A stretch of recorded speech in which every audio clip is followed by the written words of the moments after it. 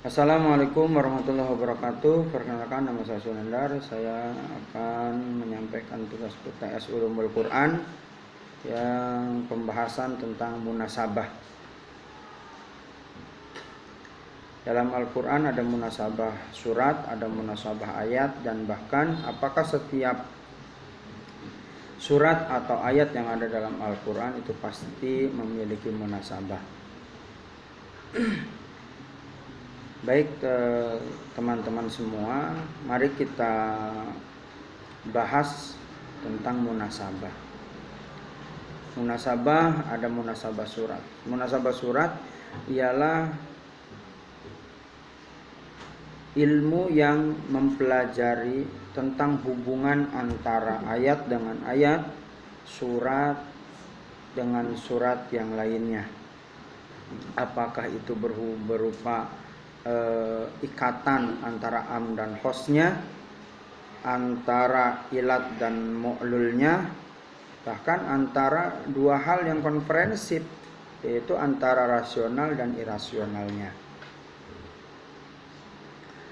Mengetahui tentang ilmu munasabah dalam Al-Quran adalah sangat penting, karena memahami Al-Quran dengan disertai pengetahuan tentang munasabah akan diketahui mutu dan kebalagohan Al-Quran tersebut.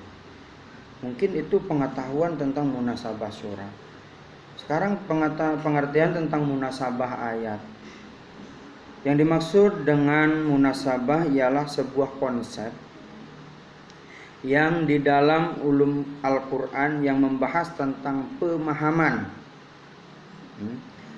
makna ayat demi ayat, atau ayat yang konferensif dengan menghubungkan ayat-ayat sebelumnya atau bahkan dengan ayat sesudahnya, dan antara ayat dengan nama surat yang menjadi sentralnya.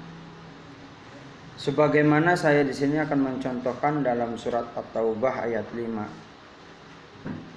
Dalam surat At-Taubah ayat 5 ini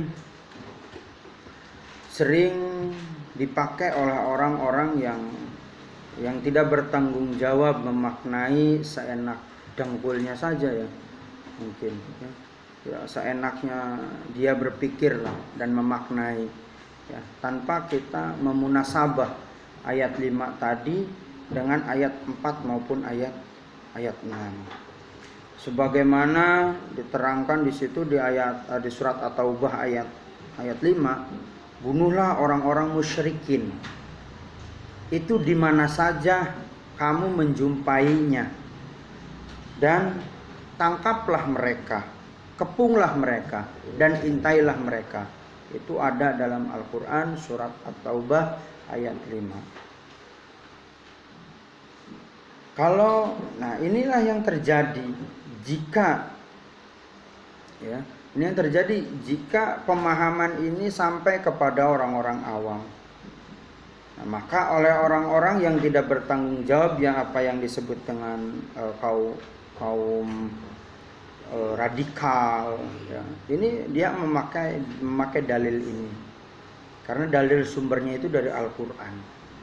Maka timbullah yang namanya terorisme atau teroris.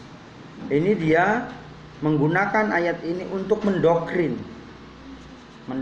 orang-orang awam. Kata mereka adalah ini jihad. Ini jihad loh. Ini jihad fisabilillah, di jalan Allah.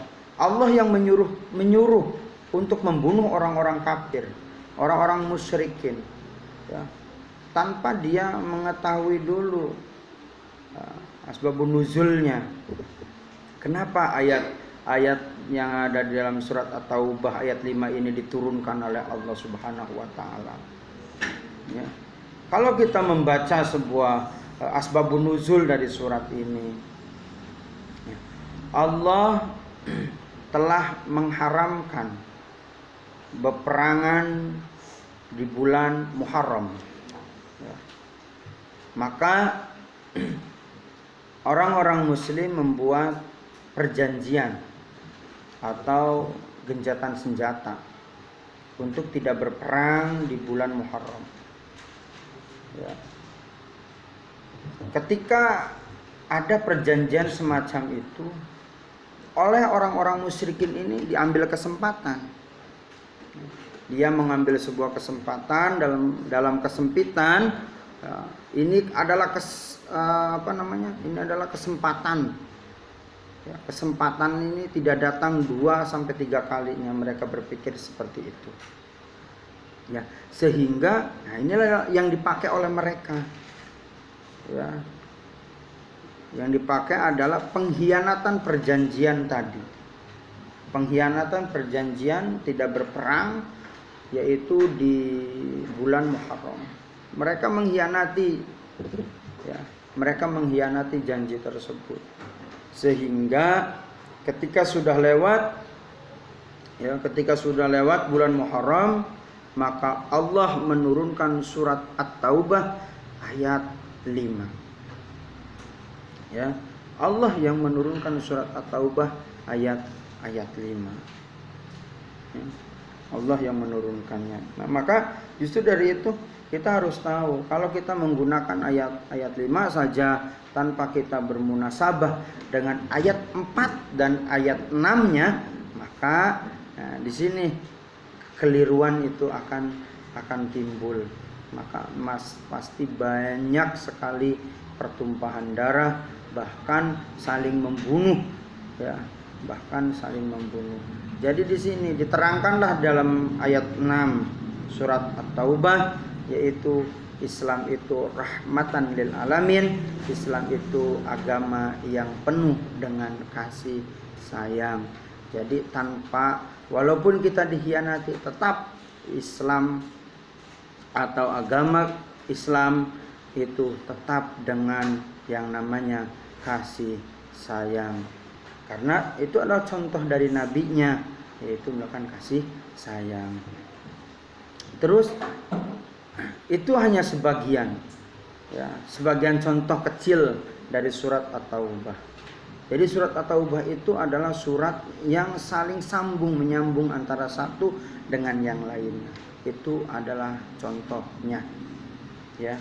Terus apakah setiap ayat atau surat dalam Al-Quran itu pasti memiliki munasabah?